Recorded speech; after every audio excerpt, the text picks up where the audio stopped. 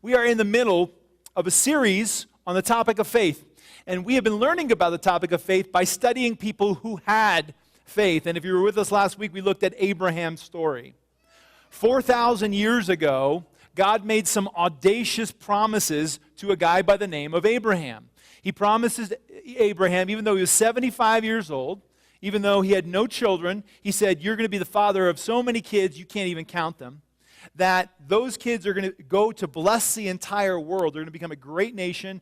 Through you, the entire world will be blessed. You're going to have a promised land of your own. All these promises I'm going to fulfill in you and through you, Abraham. And although all of the circumstances made those promises very, very difficult to believe, and although a long period of time had gone by and it appeared that God was doing nothing to fulfill those promises, Abraham continued to believe. He continued to have faith. And Genesis 15 verse 6 says, and God credited Abraham's belief to him as righteousness. And so what we learn from Abraham's story is that if I want to be made right with God, if I want to be in good relationship with God, if I want assurance of an afterlife, it's not about what I do.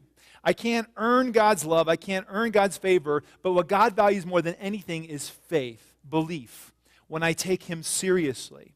And if you weren't with us last week, I would highly encourage you to go back and either listen to that on our website or you could watch that on YouTube on our website. Not because it was a great sermon or because I'm a great preacher, but because it is one of the most vital teachings of Scripture that every follower of Christ has to be grounded in. If anything else is going to make sense. If the rest of the series is going to make sense, you need to be grounded in this truth. If the rest of your Christian experience is going to make sense, you have to be grounded in this truth that we talked about last week, that we learned from Abraham, that faith matters more to God than anything, that we are made right with God by belief, not by action. All right? So as we've been talking through this topic, we're in week 3, and already many great questions have been coming. A lot of people are like, well, what about this? What about that? Are you going to touch on this? Really great questions. And so I thought maybe it would be good to kind of address some of those questions before we got into today's message. Last week, someone came up to me after we talked about Abraham and had just an excellent question.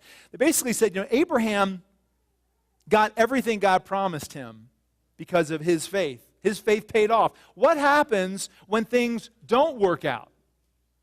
In other words, that question really is, what happens when we have faith and things don't end up the way we hoped they would? And this is a great question. Really, this is the big question when it comes to faith. There's a lot of tension in this question. What if I hope for something and I have faith that I'm going to receive that thing, and yet I don't get what I expected? Things don't work out the way I hoped they would. Does that mean I don't have faith? Or does that mean that God is faithless? I mean, what is it? And we're going to be addressing this more as the series goes on, but here's what I believe the Bible would say to that question, particularly as it relates to Abraham. That Abraham didn't get everything God promised him in his lifetime, certainly. He got a son, but that's about it. When you look at all the promises God made to Abraham, the only thing he got in his lifetime was a son. He went to his grave continuing to believe in the unfulfilled promises of God, that his son would become a great nation, that he would have a promised land, that that nation would go on to bless the entire world, that his name would be made great. Abraham died believing all of those things, and while God eventually fulfilled them, it wasn't until long after Abraham was dead and gone. And so not everything worked out for Abraham, at least not in his lifetime. And second, we have to understand Abraham got the things that God promised him. God promised him a land. God promised him his name would be great. God promised him these things. And sometimes we expect God to give us things by faith, things that he never promised us. You see, a lot of times we get into trouble when we approach the Bible like it's kind of a cafeteria.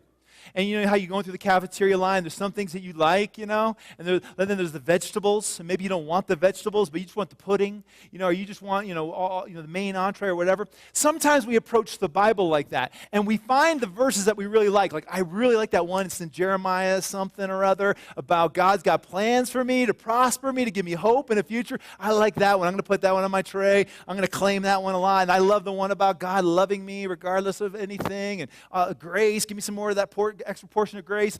But then there are parts of the Bible that we kind of disregard. Promises in the New Testament where Jesus said, if you want to follow me, take up your cross and die. If you want to follow me, or the verse that says, anyone who follows Jesus will have hardships and be persecuted in this life. And we're like, oh, no, I don't want that one.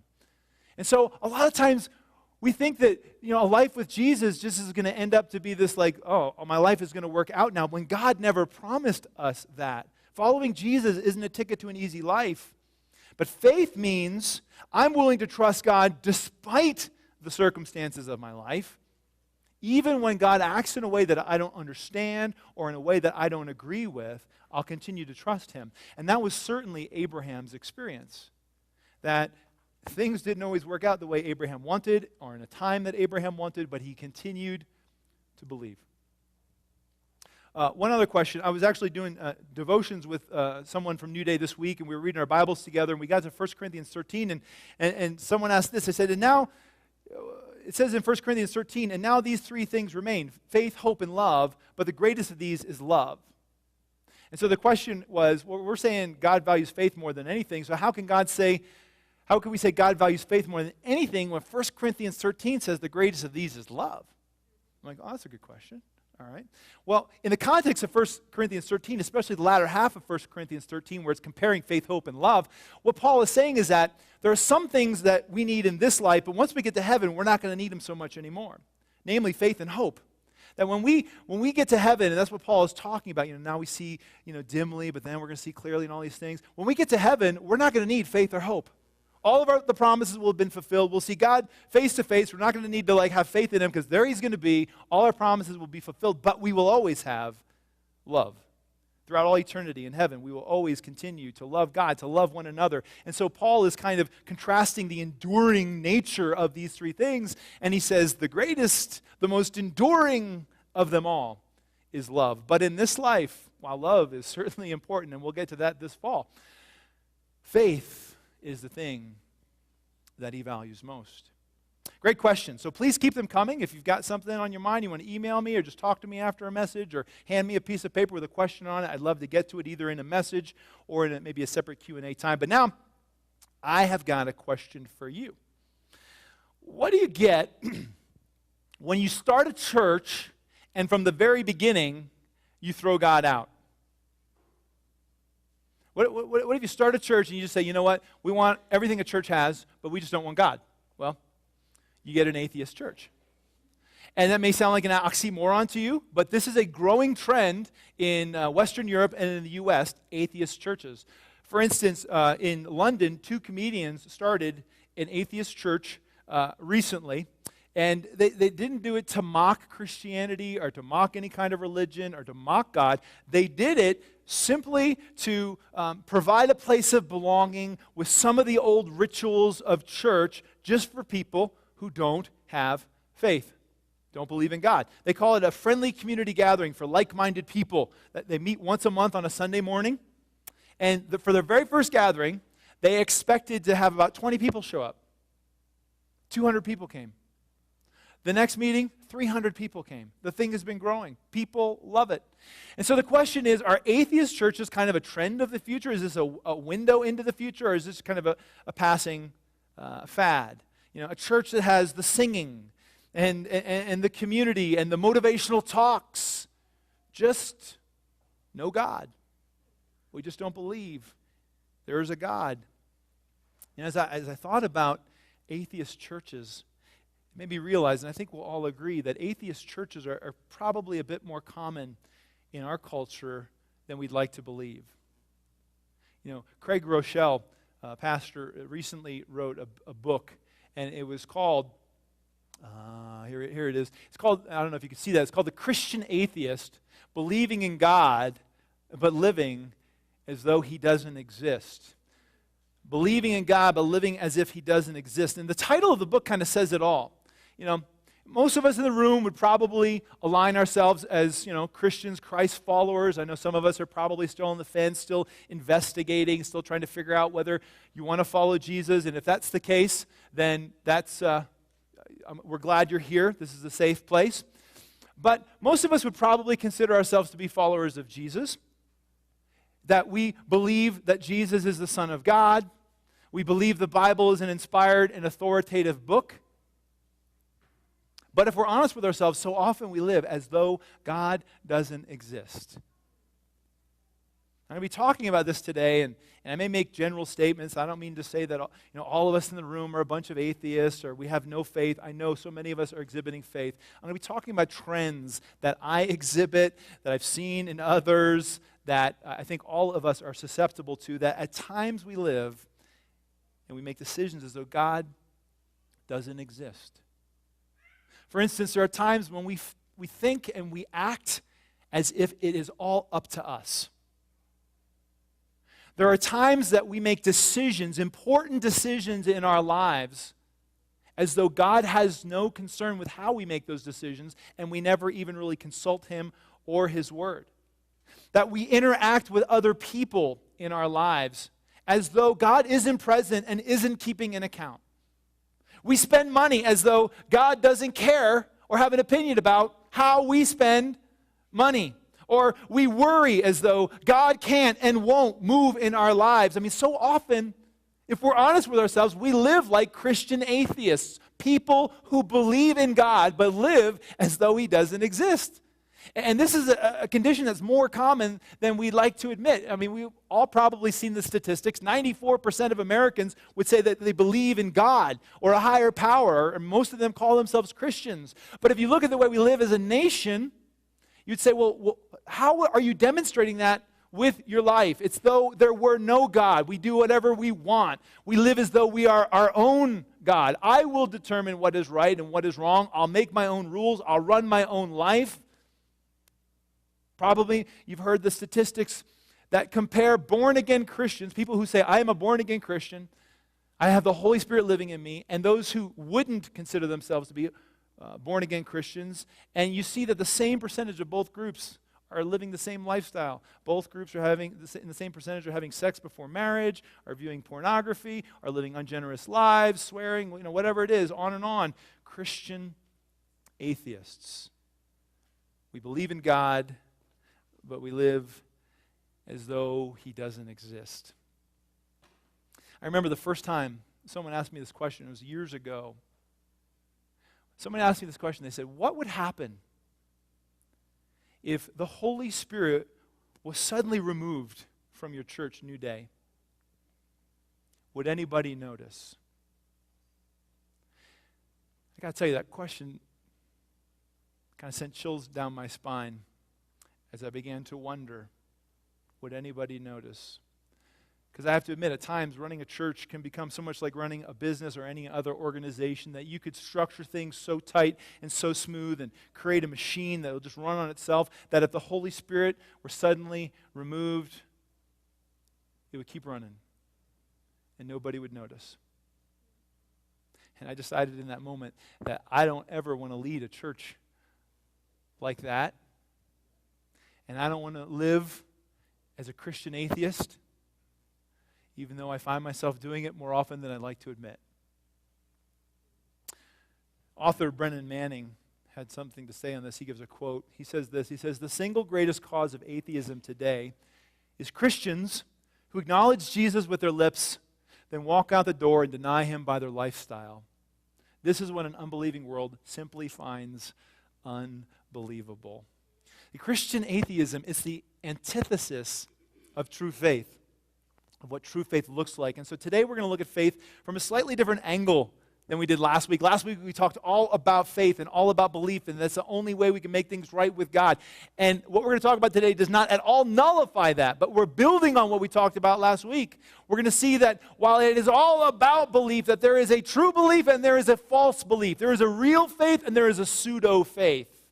And we're going to see this by studying the devil's faith. If you have a Bible or a device with a Bible on it, if you could find James chapter 2, we'll be looking at James chapter 2 together today. James is a fascinating book, one of my favorite in the New Testament. If you're looking for it, it's all the way toward the back of the New Testament. But James is a highly practical book. I'm a highly practical person. One of the reasons I love James. James is writing to a real group of people, Christians, Christ followers in the first century, telling them what it means to be a follower of Christ, what it looks like. And one of the fascinating things about James is actually the brother of Jesus. And James, if you remember, if you read the Gospels, there were times when Jesus' siblings kind of were giving him a hard time. They thought he'd lost his mind, calling himself the Son of God, the Messiah, and all these things, and they were trying to kind of lock him up and have him committed. Well, something happened in James, the brother of Jesus' life, where he became convicted that his brother, the kid he had grown up with, was the perfect Son of God. Now, I don't know what it would take for you to be convicted that one of your siblings is the divine Son of God, but it would probably take a lot of evidence, right? James apparently got enough evidence that he was finally convinced, whoa, my brother, the kid I grew up with, is the Messiah, the divine, probably the resurrection did it. You know, you see your sibling get killed and then come back to life 3 days later. That's going to do it. But James became convicted, wrote this book, James chapter 2. We're going to look at, we're going to start looking at verse 14. Hopefully you've got it by now. James says this, "What good is it, my brothers, if a man claims to have faith but has no deeds? Can such a faith save him? Suppose a brother or sister is without clothes and daily food. If one of you says to him, 'Go, I wish you well, keep warm and well fed,' but does nothing about his physical needs, what good is it? In the same way, faith by itself, if it is not accompanied by action, is dead." So James doesn't pull any punches here. He's making a point that faith without action is dead. And he is clearly contrasting two different ideas here. But it's easy to think that he is contrasting faith and works. Okay, a lot of people read this thinking that James is saying that faith works is better than faith, or faith is better than works. But he's not contrasting faith and works. James is contrasting real faith from pseudo-faith. Okay? That there is a real faith, and that faith proves itself by its actions. And then there is a pseudo-faith that doesn't act on what it says it believes. And then he gives this very real-life illustration that all of us can probably relate to, and it has to do with how we handle our money and possessions. He gives us a scenario. Supposing you're sitting down, you're talking to a friend. Maybe it's a brother or sister from church, a fellow Christian. And they're sharing with you their experience, and they're saying how their kids are going hungry, their family's going hungry because they don't have food, or they don't have enough food. And their kids, they don't have winter jackets, and it's cold outside, and the snow is blowing. And you're thinking to yourself, wow, I've got more food than I need. My kids are well fed, and besides, every one of my kids has 2 or 3 jackets. They could certainly spare one. And you're starting to feel moved to do something to help this friend of yours. You know God would want you to give in this instance, to be generous, to share. Someone who trusts God, someone who lives as though God really exists and is the provider of all things, would certainly do anything they could to serve someone who doesn't have enough. They would understand that everything that they have isn't meant for them, but it's meant to share with others. Faith would say in that instance, God gave this to me. God has given me more than I need, so out of the abundance God has given to me, I will give to you, trusting that if I need something else, God will provide that to me as well. But James gives an example of a person who maybe pushes that faith aside and instead has fear. Maybe they think, well, what if I need that extra food? What if something happens? Or what if one of my child's jackets gets torn and I need that extra jacket? I need to protect what is mine. And instead of faith, fear is exhibited. And rather than meet the person's physical needs, you give them encouraging words. Have faith. Hey, God will provide. He'll take care of all your needs. Then you throw in maybe a cliche Bible verse like, hey, God works everything together for good for those who love Him. Wink, big smile. You're going to be good. Go in faith. James says that's not faith. That's pseudo-faith. He says that faith that is not accompanied by action is dead. It's worthless. He continues in verse 18. He says, "But someone will say, 'You have faith, I have deeds. Show me your faith without deeds, and I will show you my faith by what I do.'"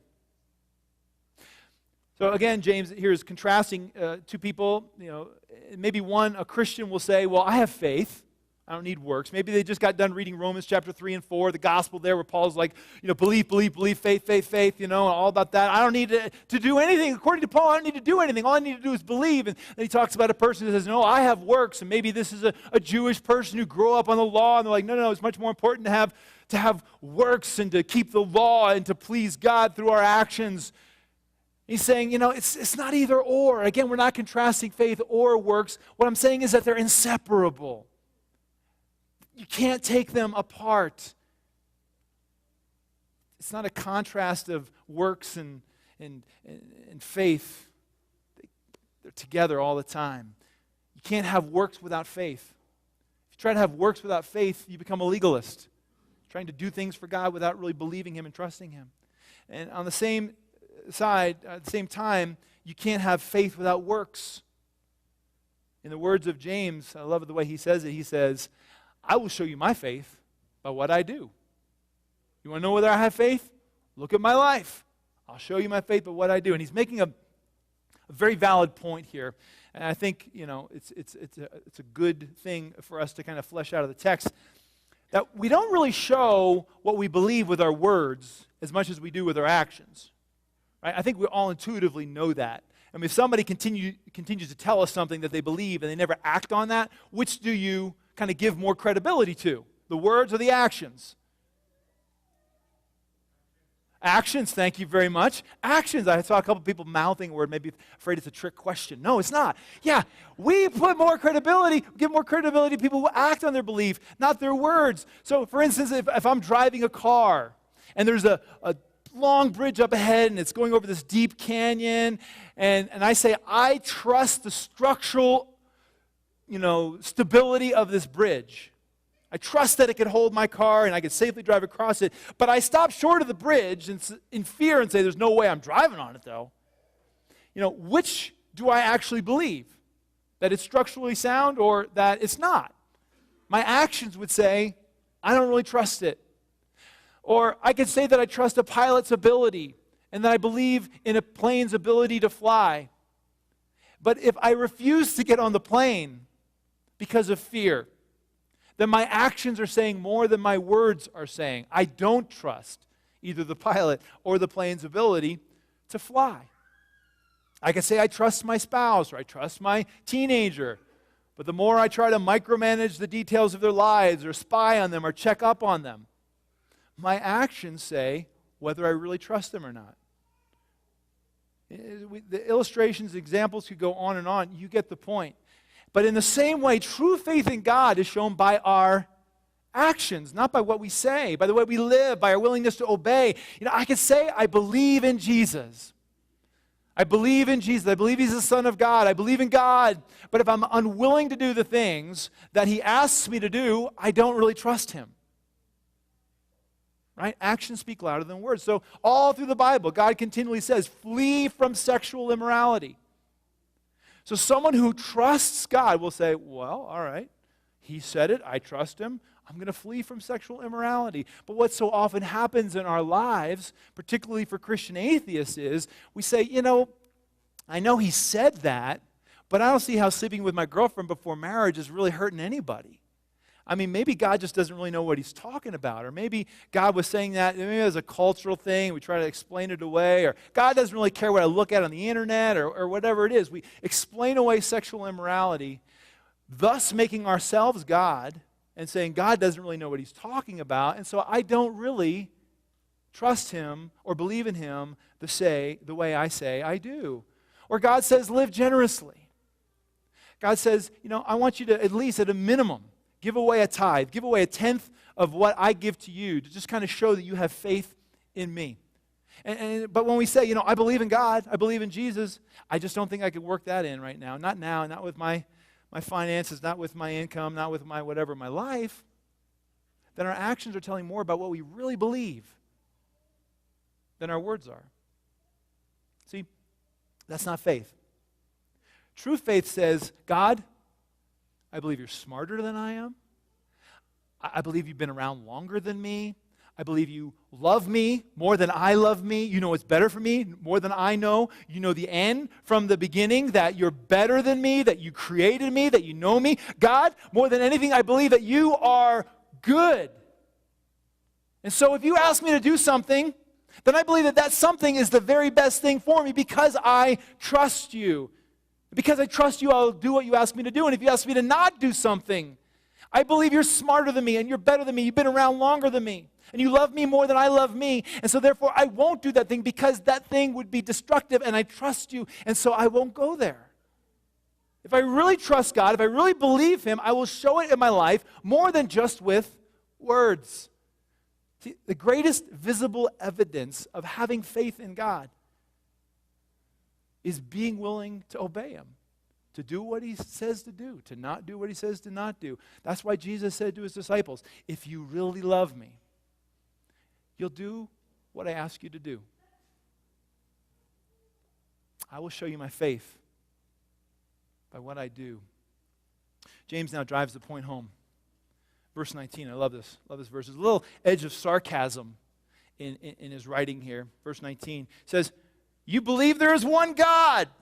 Good. Even the demons believe that and shudder. You know, wow, you've got right theology.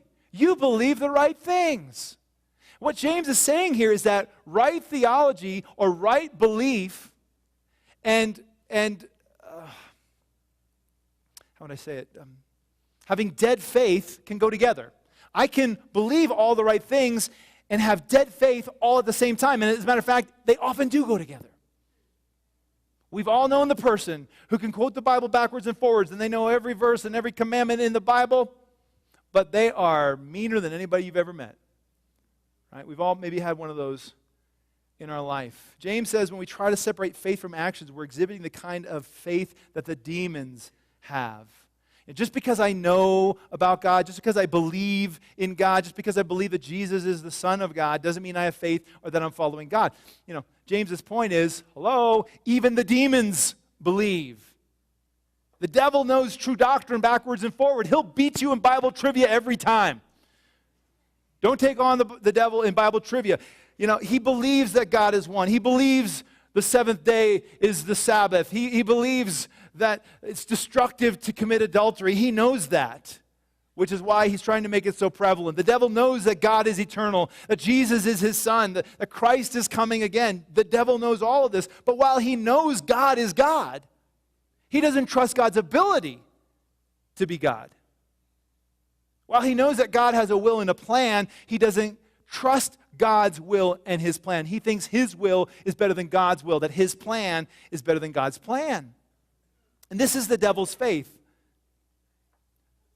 The devil is a Christian atheist. He believes all the right things. He just doesn't live as though God exists. He believes, but his belief doesn't lead to action or a way of living that is in harmony with those beliefs. His belief is intellectually correct, but he remains the devil nonetheless. The devil is the original Christian atheist.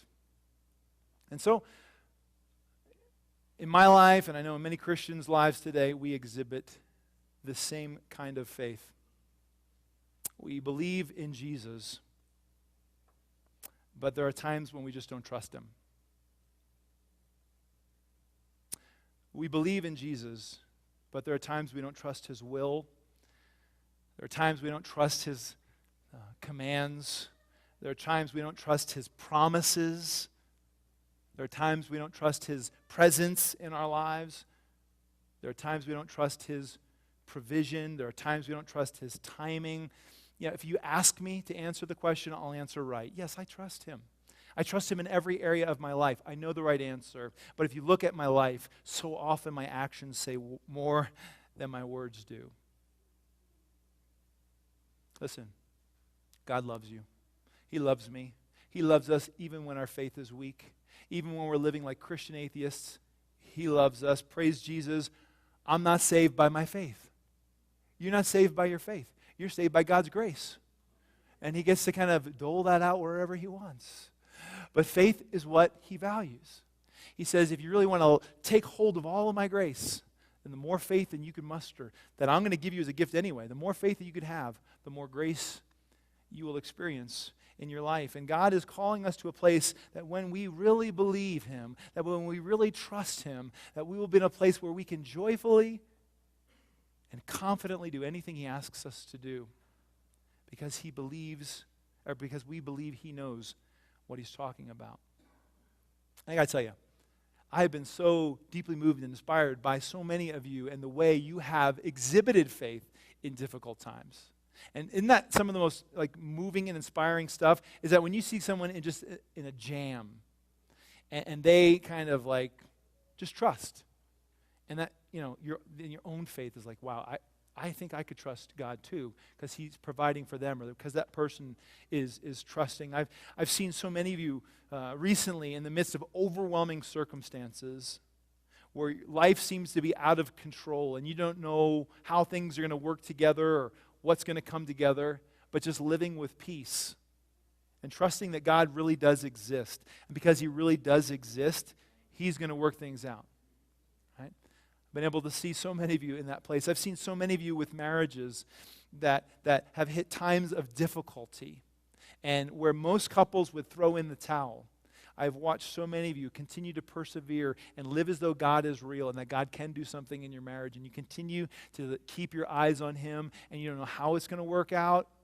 A lot of times you don't have the energy to see it work out, but you keep your eyes on him as though he is real, and healing begins to take place, and intimacy begins to return, and your marriage ends up stronger than it ever was before. Just talking, I've heard many of you talk about Sabbath issues that you've had and just the way you have exhibited faith. I've heard many, many stories just in the last month. Just this week, I was hearing a story from a young man in our congregation.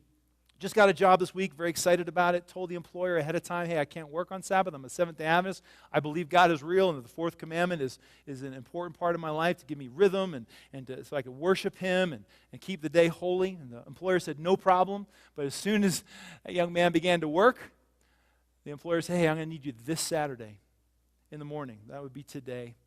And this young man was beginning to grapple with, what am I going to do? How am I going to handle this? I don't want to lose my job, but I know if I stick to my convictions, I'm going to lose my job. And he said, I believe God is real, and I've got to stick to my convictions. So he said to his employer, I'm sorry, I can't do it.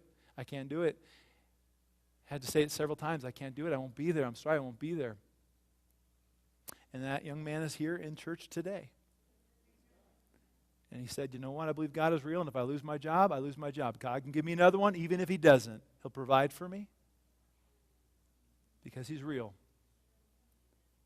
If you want to know or get the best picture of what this kind of faith looks like, we need to go back about 2,000 years to a garden called Gethsemane. And there we see Jesus on his last night, knowing exactly, in graphic detail, what lay before him. That he was about to be arrested and go through a mock trial and be mocked, that he was going to be flogged, that he was going to be beaten, and that he was eventually going to be crucified, the most excruciating death known to man. And there he is, knowing everything that lays ahead of him, and in his humanity saying, God, anything but this. If you can work out anything besides this plan, I'm in. Please. Any way but this. But then he comes to the place, because he knows his Father is real and his Father knows what is best, he is able to pray this most amazing prayer, not my will, but your will be done. That is the most amazing picture of faith. Facing what he's facing and saying, not my will, but your will be done. And I wonder if I was in his shoes, knowing I was about to face what he was about to face, whether I would be able to pray that prayer. Knowing that, I'm about to die this horrendous death, could I continue to trust God? I'll tell you what, if many of us were in that situation, here's what we would tell ourselves. God, this can't be a part of your plan, because I know your plan for me is to be happy, and I will not be happy going to the cross, so this can't be your plan, and so I'm not going. Or we would say to ourselves, God, I know pain could not be a part of your plan for my life, and so I'm not taking another step forward because this clearly is not of you. Or God, I know that death couldn't be a part of your plan for me because you want me to live happily ever after. And so I will not take another step because this can't be a part of your plan. Jesus could have done any number of things to justify walking out of that garden and heading south to Egypt. He could have justified compromising with the religious leaders or with the Romans, maybe toning down his message just a little bit. Oh, I didn't say it like that. I meant this. Settle down, guys. You don't have to kill me over this. I've got more work to do. Jesus could have called on any legions of angels to come down and to help him to kind of defeat the Romans. He could have snapped his fingers and just gone back to heaven. But because he believed that his Father was real, he's able to pray a prayer. Not my will, but yours be done, and take a step forward and to stay in the midst of a circumstance that was beyond comprehension. Because he took God seriously, because he trusted his Father, Jesus gave more than lip service.